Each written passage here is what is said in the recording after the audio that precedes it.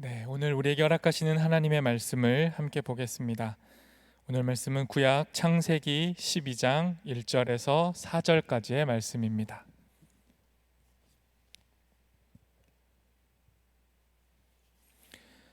구약 성경 창세기 12장 1절에서 4절까지의 말씀 다 함께 찾으셔서 저 여러분이 한 절씩 교독하도록 하겠습니다.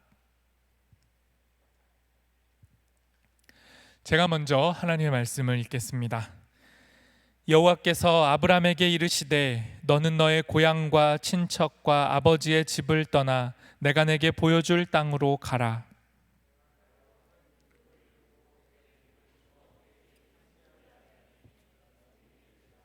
너를 축복하는 자에게는 내가 복을 내리고 너를 저주하는 자에게는 내가 저주하리니 땅의 모든 족속이 너로 말미암아 복을 얻을 것이라 하신지라. 이에 아브람이 여호와의 말씀을 따라갔고 롯도 그와 함께 갔으며 아브람이 하란을 떠날 때에 75세였더라. 아멘. 네, 여러분 저희 구약 계속 살펴보고 있습니다. 언제까지 할 거냐? 네, 모르겠습니다. 근데 계속 할 것 같습니다. 저희가 교회력으로 보통 했는데 교회력상 지금이 굉장히 한가한 교회력이에요. 항상 똑같은. 그래서 이제 굵직한 교회력이 등장하기 전까지는 구약을 다뤄보도록 하겠습니다. 어렵나요? 설교 시간에 갑자기 피드백을 물어서 죄송합니다. 어렵다는 분들이 좀 많더라고요. 구약 부담이 많이 되는데 미리 자수하고 하겠습니다. 오늘도 쉽지는 않을 것 같다, 그런 마음이 좀 있어요. 지금까지 저희가 아담과 하와 살펴보고 그 다음에 가인과 아벨 살펴보고 노아 홍수까지 지난주에 살펴봤습니다. 이 세 이야기의 공통점 뭔가요? 네, 공통점 죄의 심각성입니다. 죄의 심각성. 그리고 지난주에 노아 홍수가 그 죄의 심각성의 피크였죠. 그래서 하나님이 물로 세상을 청소해버리시는 그런 일들까지 일어났던 겁니다. 본래 하나님과 동행하면서 하나님과 친밀했던 사람이라는 존재가 죄로 인해서 하나님을 떠나게 되고 그 후로 계속 죄가 불어나는 거예요. 처음엔 열매를 하나 따먹더니 그 다음엔 사람을 죽이고 그 다음엔 각각 많은 사람들이, 힘 있는 자들이 약한 자들을 짓밟고 지배하고 살인의 규모가 확대됐던 거죠. 그래서 하나님이 더 이상 견딜 수 없어서 세상을 심판하실 수밖에 없는 지경에까지 이르렀던 게 노아 홍수까지의 결과예요. 근데 노아 홍수를 딱 해서 정리했으면 세상이 이제 어떻게 되는 게 맞을까요? 이제는 회개하고 서로 사랑하고 바르게 살아야 될 것 같은데 창세기는 노골적으로 어떤 모습을 보여주냐면 노아 홍수 이후에도 다시 사람들이 불어나기 시작했고 다시 범죄함이 극에 달했다라는 걸 보여줘요. 그게 오늘은 주류로 다루진 않지만 바벨탑 사건입니다. 잠깐 볼까요? 창세기, 저 바벨탑 그림. 창세기 11장 1절 4절 9절 세 번역으로 제가 읽어보도록 하겠습니다. 처음에 세상에는 언어가 하나뿐이어서 모두가 같은 말을 썼다. 그들은 또 말하였다. 자, 도시를 세우고 그 안에 탑을 쌓고서 탑 꼭대기가 하늘에 닿게 하여 우리의 이름을 날리고 온 땅 위에 흩어지지 않게 하자. 주님께서 거기에서 온 세상의 말을 뒤섞으셨다고 하여 사람들은 그곳의 이름을 바벨이라고 한다. 주님께서 거기에서 사람들을 온 땅에 흩으셨다. 하나님처럼 되고자 했던 그 원죄가 홍수 이후에도 사라지지 않은 거예요. 보세요. 사람들이 어떻게 했습니까? 이제는 탑을 쌓고요. 그동안 축적된 과학과 기술과 문명의 힘으로 뭘 했냐면 하늘에 닿으려고 도시를 세우고 탑을 쌓았어요. 하나님처럼 되고자 하는 변종의 형태가 등장한 겁니다. 그리고 그 목적이 뭐래요? 자신들의 이름을 높이는 거예요. 하나님의 이름을 자랑하는 게 아니죠. 이렇게 사람들이 또다시 범죄하니까 하나님이 어떻게 하셨어요? 말을 뒤섞으셔가지고 사람들을 온 땅에 흩어버리셨습니다. 정리해 볼게요. 그러면 창세기 1장부터 11장은 어떤 내용이냐면 죄로 인해 흩어지는 역사인 거예요. 아담과 하와는 죄를 짓고 에덴에서 쫓겨났고요. 가인은 죄를 짓고 그 땅에서 쫓겨나서 유랑을 해야 했고요. 노아 홍수 이후 사람들은 끊임없이 흩어지는 존재가 아니라 아예 사라져야 했고, 그 이후로 바벨탑을 쌓으려고 또 뭉쳐서 죄를 지으니 온 세상으로 흩어버리신 거예요. 1장부터 11장의 역사가 뭐라고요? 죄의 심각성과 그로 인한 흩어짐이에요. 적용하면 뭐예요? 우리도 죄 지면 흩어진다. 어떻게 무엇으로부터 흩어질지는 고민을 해봐야겠죠. 그런데 오늘의 본문 12장에서 반전이 일어나는 겁니다. 오늘의 본문 12장 1절에서 3절 제가 읽겠습니다. 여호와께서 아브라함에게 이르시되 너의 고향과 친척과 아버지의 집을 떠나 내가 내게 보여줄 땅으로 가라. 내가 너로 큰 민족을 이루고 내게 복을 주어 내 이름을 창대하게 하리니 너는 복이 될지라. 너를 축복하는 자에게 내가 복을 내리고 너를 저주하는 자에게 내가 저주하리니 땅의 모든 족속이 너로 말미암아 복을 얻을 것이니라 하신지라. 방금 앞에서 살펴본 바벨탑 사건과 이 본문은 정반대예요. 정확하게 교차됩니다. 창세기 1에서 11장이 죄로 인한 흩어짐의 역사였다면 12장부터는 하나님이 아브라함을 통해 모든 피조 세계에 복을 주시기 위해 흩어지라고 명하시는 거예요. 앞에서는 죄로 인해 흩어졌고 지금은 복을 주시려고 흩어지라고 명령하신 거죠. 구체적으로 말하면 하나님의 명령에 믿음으로 반응한 아브라함을 통해서 죄로 인한 이야기가 전복되고 죄가 아닌 복의 이야기가 시작되는 장면이 오늘의 본문입니다. 그래서 저는 오늘 여러분과 함께 이 흩어짐의 이야기, 이스라엘의 시작이면서 믿음의 시작인 이 아브라함의 이야기를 살펴보고자 합니다. 그래서 우리는 어떻게 흩어져야 하고 흩어진다는 건 어떤 의미고 오늘날 이 시대에 우리는 어떻게 살아야 하는지 함께 살펴봤으면 좋겠습니다. 아브라함을 여러 가지로 표현을 해요. 믿음의 조상, 가장 대표적이죠. 그런데 달리 표현해 보자면 아브라함은 길 떠나는 사람입니다. 어딘가 떠나는 사람이에요. 유랑자, 나그네, 방랑자 같은 거죠. 하나님께서 가라고 하셨고 아브라함은 순종해서 길을 떠납니다. 성경이 믿음을 이것이라고 표현하는 거예요. 믿음이 뭐라고요? 아브라함을 기준으로 보자면 길을 떠나는 거예요. 창세기 12장 4절 제가 읽겠습니다. 이에 아브라함이 여호와의 말씀을 따라갔고. 아브라함만 놓고 보자면 믿음이라는 건 하나님의 말씀을 따라서 가는 거예요. 이게 믿음입니다. 그런데 여러분, 제가 한 가지 비틀어 보도록 하겠습니다. 우리가 보통 아브라함의 믿음이 대단하다 하는 이유가 뭐죠? 특히 오늘의 본문을 근거로 해서 아브라함은 어디로 가야 할지 모르는데 길을 떠나서 믿음의 사람이라고 우리가 보통 알고 있잖아요. 그런데 성경을 자세히 읽어보면요, 아브라함은 자기가 어디로 가야 할지는 이미 알고 있었어요. 정말 어딘지도 모르는 미지의 땅으로 간 건 아닙니다. 아브라함의 목적지가 어디죠? 가나안이잖아요. 근데 그 가나안을 아브라함이 알고 있었어요. 왜냐하면 아브라함은 이미 그의 아버지 데라와 함께 가나안으로 가려고 길을 떠났거든요. 그러니까 아브라함의 아버지 이름이 데라인데 아브라함이 주체적으로 길을 먼저 떠난 게 아니고요, 데라가, 어떻게 보면 믿음의 데라가 아브라함과 그 가족을 다 데리고 가나안으로 가자 해서 먼저 이주를 시작한 거예요. 창세기 11장 31절 세 번역으로 제가 읽겠습니다. 데라는 아들 아브람과 하란에게서 난 손자 롯과 아들 아브라함의 아내인 며느리 사레를 데리고 가나안 땅으로 오려고 바빌로니아의 우르를 떠나서 하란에 이르렀다. 그는 거기에다가 자리를 잡고 살았다. 아브라함은 그의 아버지 데라를 따라서 가나안으로 가려고 나온 거죠. 구체적으로 목적지가 있었어요. 근데 왜 가나안으로 가려 했는지는 설명하지 않아요. 그런데 길을 떠났는데 데라가 가나안까지 직행하지 않고 하란이라는 중간 지점, 이따 지도를 보겠지만 우르에서 출발해서 가나안으로 가는 중간 지점인 하란에 멈춰서 그냥 거기서 살았다는 거예요. 그 시기에 오늘 본문이 등장하는 겁니다. 아브라함이 하란에 멈춰 있을 때, 그때 하나님이 아브라함을 다시 부르셔서 계속 움직여.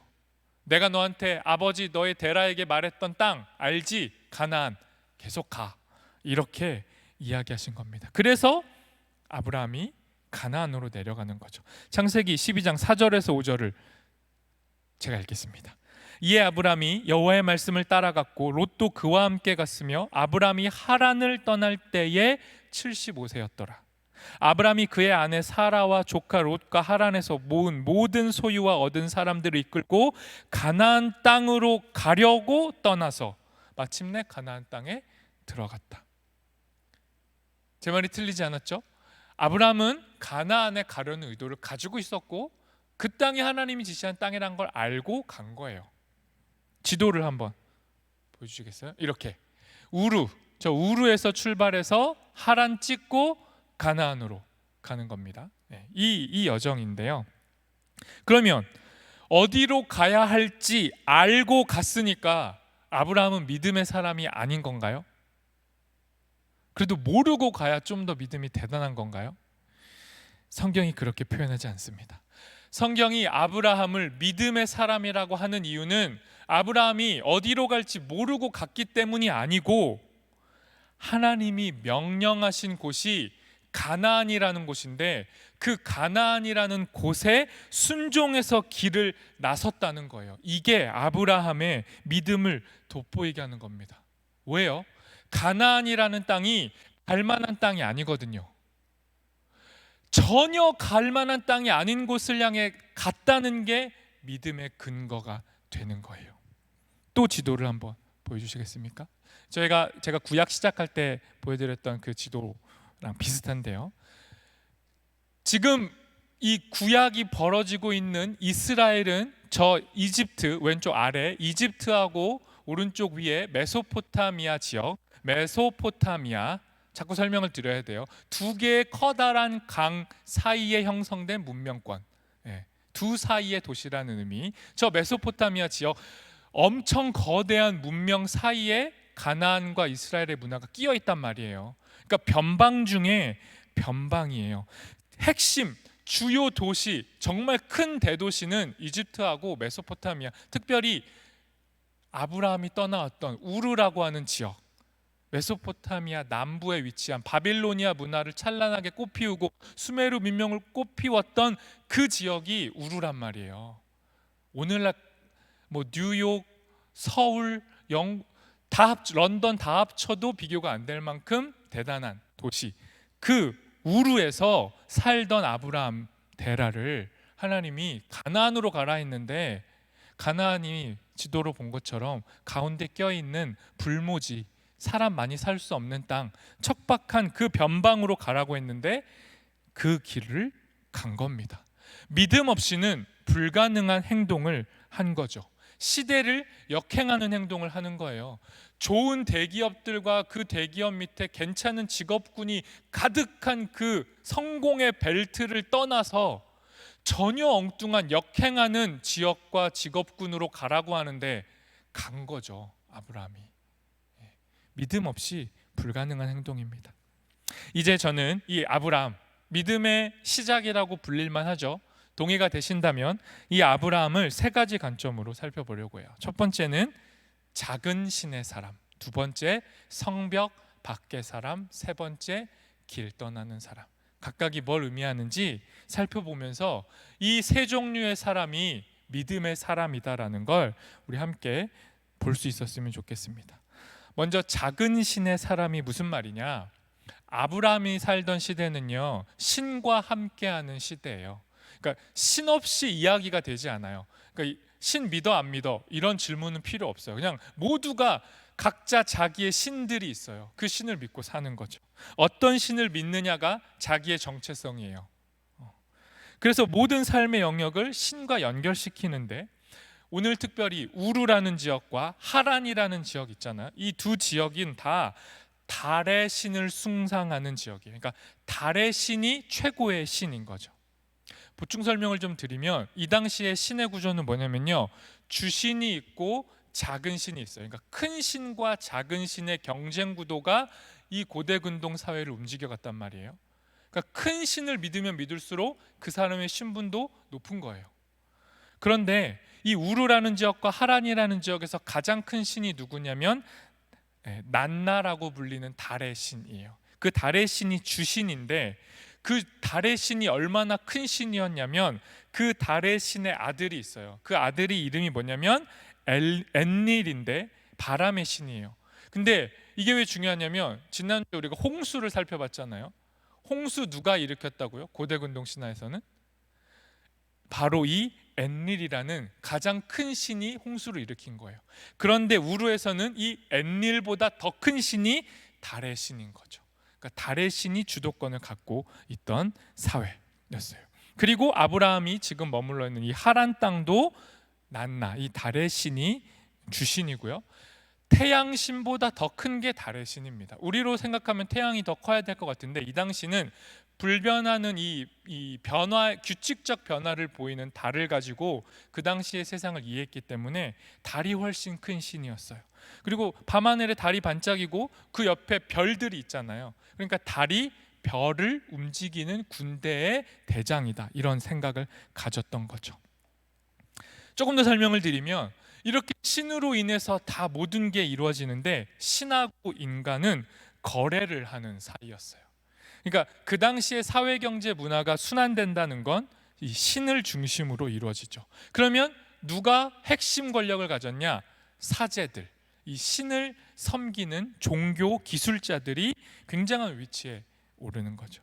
그래서 보통은 효엄 있다라고 불리는 종교 기술자들, 진짜 신의 사제들, 인기가 많아요. 그리고 돈을 내고 문제를 해결받죠. 그리고 돈을 얼마를 내야 되고 내가 아플 때는 어떤 신을 섬기는 사제를 찾아가야 되는지 매뉴얼화 돼 있어요. 그리고 이런 종교의 기술을 가르쳐주는 학교도 있어요. 되게 가슴 아픈 표현이지만 오늘로 치면 신학교 같은 거죠. 제가 나온 신학교. 종교적 기술을 가르쳐줘요. 그래서 병 낫고 돈 잘 벌게 해주는 주문을 잘 외워주는 사람이 인기가 많죠. 그런 사람에게 가서 기도하고 예배하는 겁니다. 이런 시대가 아브라함이 살던 시대였어요. 이런 시대의 중요한 선택이 뭘까요? 어떤 신을 모시느냐가 중요해지는 거예요. 내가 선택하는 신이 주신 커다란 신이면 내 정체성도 같이 올라가요. 그러니까 누구든 작은 신이 아니라 큰 신을 섬기는 게 정상적이라고요. 그런데 아브라함이 선택한 하나님은, 신은 어떤 신이죠? 고대 근동의 이집트와 메소포타미아 전체에 있던 어마어마한 신하고 비교할 수 없이 작은 신이 야훼라 불린 여호와 하나님이었어요. 이름도 없고 브랜드도 없어요. 그냥 정말 이름이 없는 작은 신. 그 신을 아브라함이 섬긴 겁니다. 그리고 그 신을 자기의 주신으로 인정한 거예요. 그리고 아브라함이 그 작은 신에게 충실한 겁니다. 그걸 믿음이라고 하는 거예요. 그리고 그 작은 신이 아브라함을 부르죠. 그래서 길을 떠나게 됐던 겁니다. 아브라함은요, 두 번째, 성벽 밖의 사람이에요. 성벽 밖의 사람. 이게 뭐냐면 이 당시 고대 근동은요, 성 안과 밖이 너무 달라요. 성 안이 주류고요, 중심이고 성 밖을 나가면 열등하고 위험한 시대였어요. 그러니까 성 안에 있는 사람들은 성 밖에 있는 존재를 없는 존재 취급했고 멸시했죠. 한마디로 유목민 같은 사람들, 떠돌이들을 굉장히 하등한 존재로 대우했어요. 실제 문화도 성 바깥은 문화라고 할 수도 없어요. 문자도 없고 글이 없고 그냥 떠돌아 다니는 거죠. 모든 문화는 다 성 안에 있었습니다. 그리고 그 성 안에 문화 중에 문화, 핵심이 뭐냐? 신을 섬기는 신전, 성전, 지구라트라고 하는 그 성전이 중심이에요. 그 지구라트를 중심으로 모든 상행위가 이루어지는 거예요. 경제활동이 이루어지는 겁니다. 성전 중심으로 일자리가 다 나와요. 그러니까 신전이 크면 클수록 그 도시의 크기를 말해주고 그 도시의 위엄과 문명의 크기를 말해주는 겁니다. 세 번째 지도 한번 보여주시겠어요? 네, 이게 아주 잘 설명해놨어요. 보세요. 우루, 저 오른쪽에 있는 우루, 지구라트가 그 도시의 위용을 상징한다고 했죠. 우루에 저 지구라트 신전이 있었으니까 달의 신을 섬기는 장소였을 거예요. 저 지구라트 크기가요 굉장히 컸대요. 크기로 치면 한 60m 이상 되는 크기. 그것도 엄청난 크기인데, 저 살짝 내려가서 이집트로 가볼까요? 아브라함이 결국 이집트도 거쳐 가거든요. 근데 이 당시 아브라함 당시에 이집트에는 뭐가 있었냐면 저 지구라트랑 비교도 할 수 없이 큰 신의 무덤이 있었어요. 그 신전 같은 역할을 하는 피라미드, 우리가 알고 있는 피라미드. 저는 이집트를 안 가봤는데 여러분, 이집트의 피라미드 하면 뭐가 떠오르세요? 이집트의 피라미드 엄청 많대요. 근데 우리가 생각하고 대표적으로 알고 있는 건 뭐냐면 높이가 147m가 되는 가장 거대한 기자라는 지역에 있는 그 피라미드를 생각하는 건데, 높이가 147m예요. 그러니까 지구라트랑 비교해도 비교가 안 될 만큼 어마어마한 크기를 이집트는 가지고 있었던 거죠. 이집트는 이렇게 크고 메소포타미아도 못지않게 거대한 도시와 신전을 갖고 있는 이 상황 속에서 야훼 하나님은 신전이 없어요. 정말 지극히 작은 하나님이었던 거예요. 그리고 이 하나님이 왜 작냐? 성 안에 없고요, 성 밖에 있거든요. 성 밖에서 작은 자들과 무리를 지어서 또 돌고 그냥 작은 가정의 하나님처럼, 아브라함 가정의 하나님 정도가 하나님이 문명, 우리 역사에 처음 자기를 계시하신 모습이었어요. 거대한 주류 문화에 비해 너무도 왜소한 신, 그게 아브라함이 처음 믿었던 신이었습니다. 그런데 역설적이게도 이 거대했던 신들은 다 잊혀졌어요. 이집트의 신들, 메소포타미아의 신들, 제가 난나, 엔릴 이름 말해주니까 기억나지? 여러분 전혀 모르잖아요. 작고 작은 여호와 하나님의 이름만 사실은 오늘날까지 이어져 온 거죠. 그럼 여기서 질문이 있습니다. 하나님은 굳이 왜 이렇게 작은 자의 모습으로 아브라함에게 말씀하셨을까? 왜 하나님은 그리고 이 성 안에서가 사는 게 아니고 성 밖으로 나가라고 한 걸까? 여러분 이렇게 생각하시면 안 되는데요. 혹시 하나님이 메소포타미아, 이집트에 거대한 신들이 있고 신전들이 있는데 중간에 낀 작은 지역을 선택하셔가지고 이 작은 신이 얼만큼 큰 신인지를 보여주려고 그 작은 땅에 거대한 신전을 쌓고 메소포타미아와 이집트가 부러워하게 하려고, 그래서 변방이라는 지역을 선택하신 건가? 전혀 그렇지 않습니다. 그런데 많은 사람들은요, 특히 이스라엘 사람들은 오해했어요. 왜 하나님이 우리를 선택하셨을까? 왜 하나님이 작은 변방으로 우리를 보냈을까? 거대한 신전, 저 다른 문명보다 더 큰 신전 세워서 하나님 자랑하라고 한 건가? 라고 생각했어요. 그래서 다윗이라는 이스라엘이 국가로 변모할 때 가장 위대한 왕이라고 하는 다윗이 우리도 거대한 신전 좀 짓자, 하나님의 집을 짓자 하면서 하나님 집 짓게 해주세요 했는데 하나님이 나단 선지자를 통해서 거절하십니다. 그리고 하나님의 뜻을 이렇게 외치세요. 사무엘 하 7장 5절에서 7절 세 번역으로 제가 읽겠습니다. 너는 내 종 다윗에게 가서 전하여라. 나 주가 말한다. 내가 살 집을 내가 지으려고 하느냐? 그러나 나는 이스라엘 자손을 이집트에서 데리고 올라온 날로부터 오늘에 이르기까지 어떤 집에서도 살지 않고 오직 장막이나 성막이 있으면서 옮겨 다니며 지냈다. 내가 이스라엘 온 자손과 함께 옮겨 다닌 모든 곳에서 내가 나의 백성 이스라엘을 돌보라고 명한 이스라엘의 그 어느 지파에게라도 나에게 백향목 집을 지어주지 않는 것을 두고 말한 적이 있느냐? 뭔 말이에요? 하나님이 신전 짓고 싶어서 안달난 사람들, 하나님 거대한 집을 져서 우리 하나님도 크다 자랑하고 싶어하는 욕망에 사로잡힌 인간에게 이렇게 말씀하는 거예요. 내가 언제 집 지어달라고 했냐? 내가 언제 메소포타미아의 거대한 신전 부럽다고 했냐? 내가 언제 이집트의 피라미드가 부럽다고 했냐? 난 너희와 함께 계속 돌아다니지 않았냐? 집 없이 사는 신인데 왜 집을 짓겠다고 하느냐라고 말씀하는 거예요. 하나님의 본질된 속성이 뭐예요? 고정된 장소에 머무는 게 아니고 이동하는 우리와 함께 동행하는 것, 이게 하나님의 본질이에요. 우리가 움직이는 성전인 거죠. 그래서 집 필요 없다라고 하나님이 이야기하셨어요.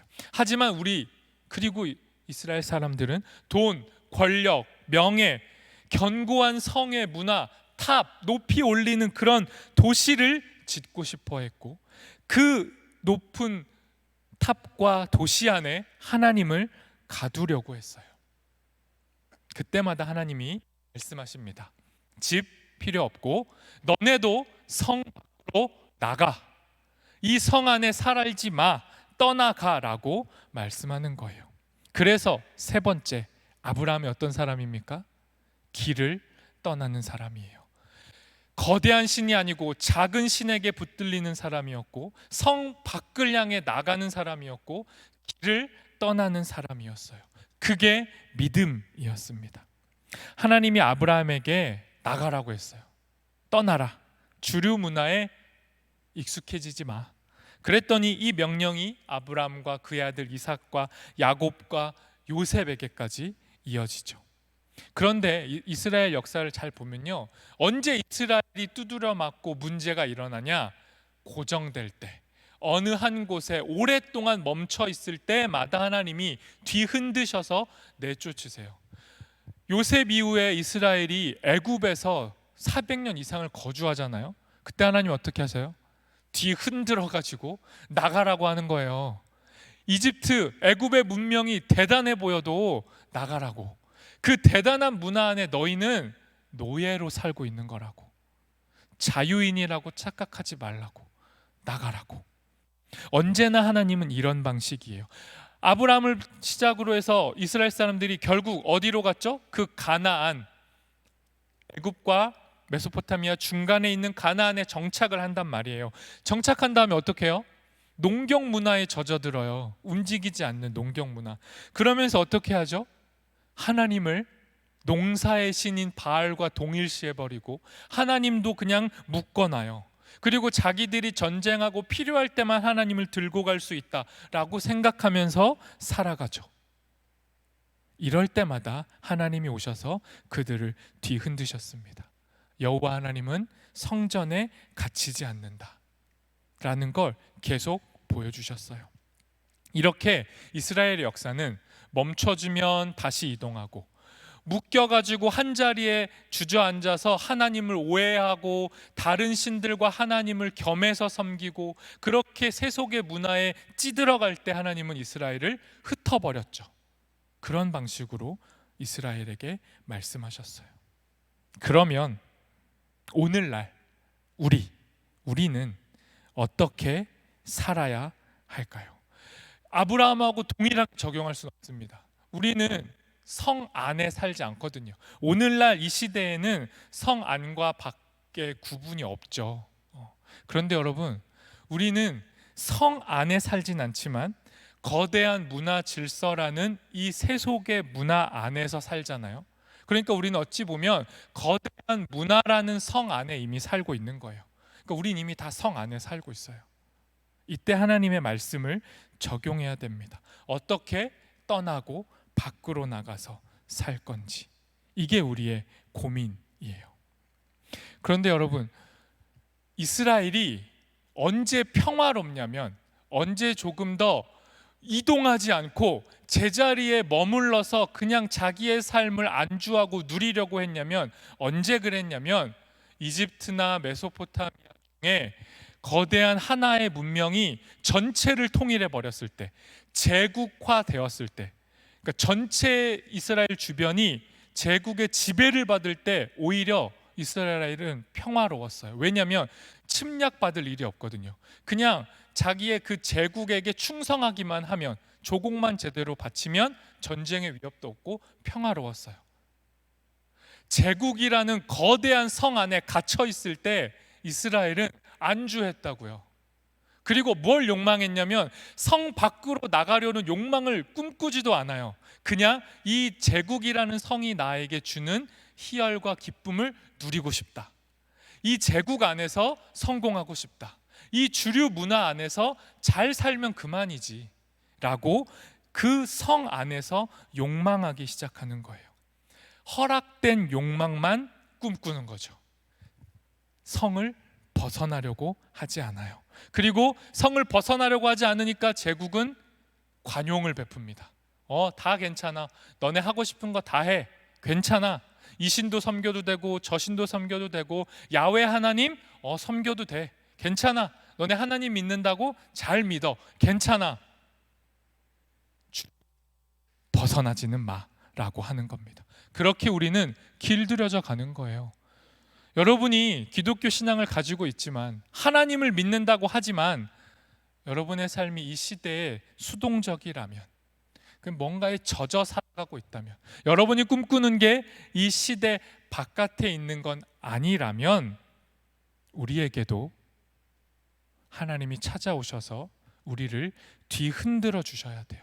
아브라함을 일깨우셔가지고, 아브라함아, 우르 떠난 거 잘했는데 하란에서 멈춰있는 아브라함에게 하란에서도 나가라고 하신, 하나님이 우리에게도 오셔서 뒤흔들어 주셔야 됩니다. 우리의 삶을 전복시켜 주셔야 돼요. 우리의 사유와 사고와 신앙을 흔드셔야 돼요. 그래야 나갈 수 있는 겁니다. 하나님이 우리에게 변방 중에 변방인 가나안으로 가라고 말씀하시는 거예요. 목적지는 중요하지 않아요. 누구와 함께 움직이느냐, 인생이라는 이 거대한 과정 속에 누구와 동행하느냐, 하나님, 그 작은 신이라고 불린 그 하나님께 어떻게 붙들려서 그 하나님을 의지하며 순종하며 사느냐, 이 태도가 믿음입니다. 그리고 우리가 믿음대로 움직일 때에만 믿음 없는 세상이 하나님을 보게 되는 거죠.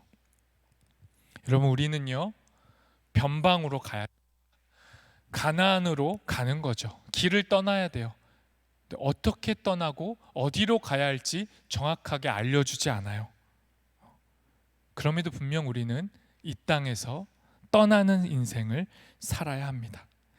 그 힌트를요, 신영복 선생이 쓰신 이 변방창조라는 글이 있어요.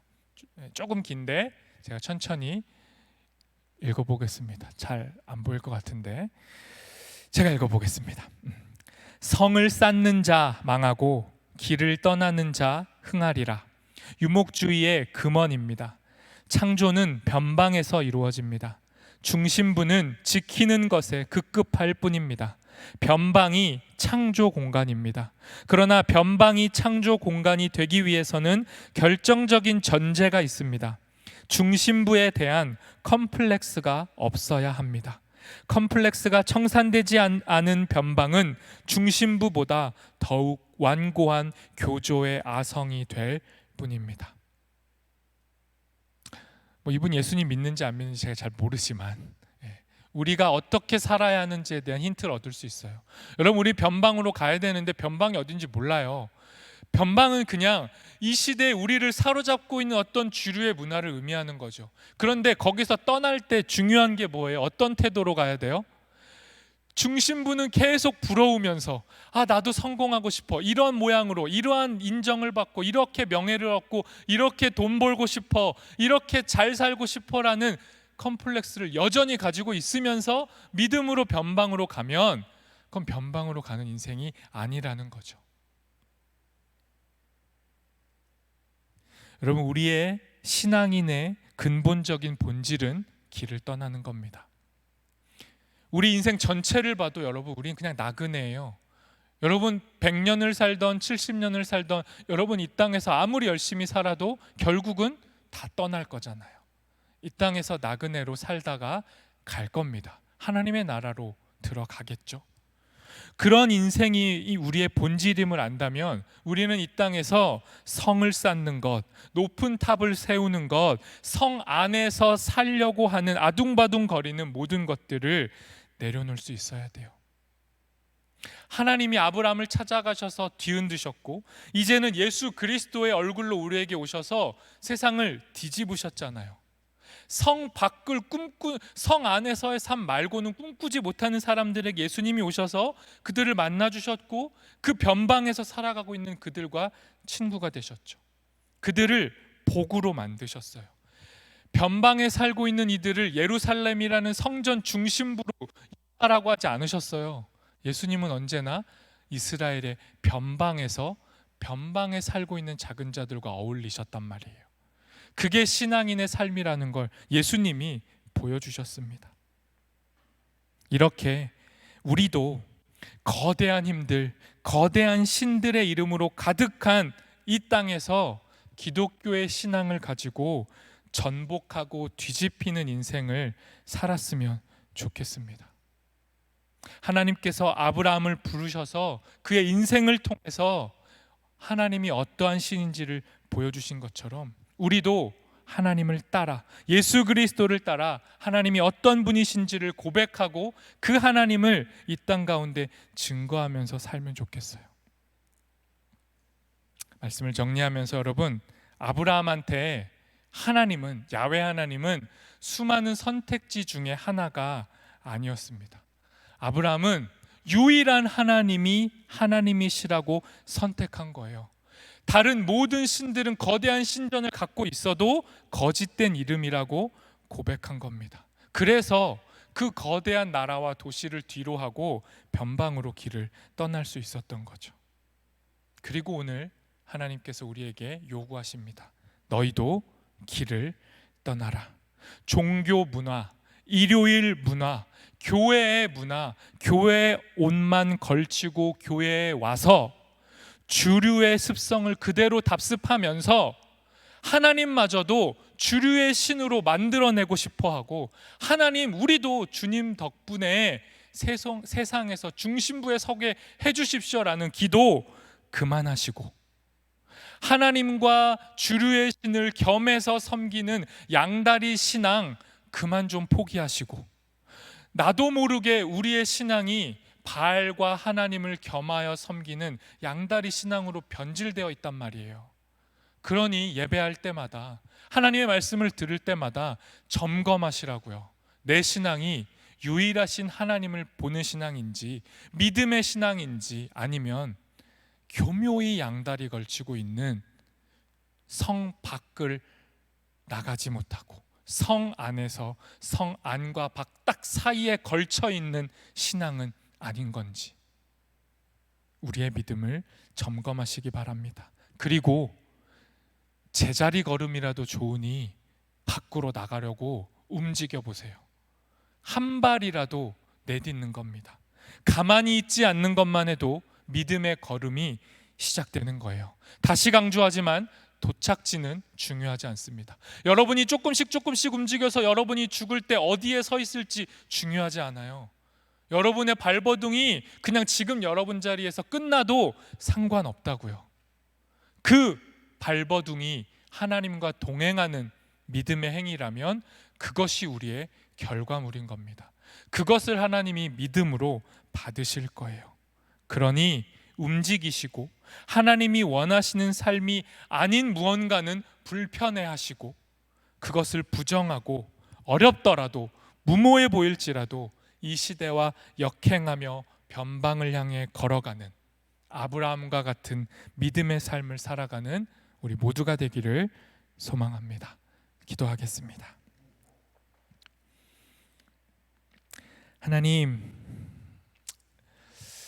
이 시대에 아브라함처럼 사는 게 너무 어렵습니다. 아브라함처럼 너무도 좋아 보이는 것들을 뒤로하고 좋지 않은 곳을 향해 길을 내딛는 건 너무도 어렵습니다. 그런데 하나님, 이것을 하나님께서 믿음이라 하시니 우리도 이 믿음의 길로 나아가기를 소망합니다. 성령 하나님 우리를 붙들어 주시고 은혜를 허락하셔서 아브라함에게 허락된 믿음이 우리에게도 주어져서 우리도 변방으로 나아가는 믿음의 걸음을 이어가는, 아브라함의 뒤를 이어 신앙의 길을 계속해서 살아가는 믿음의 사람들 될 수 있도록 함께하여 주시옵소서. 예수님의 이름으로 기도합니다.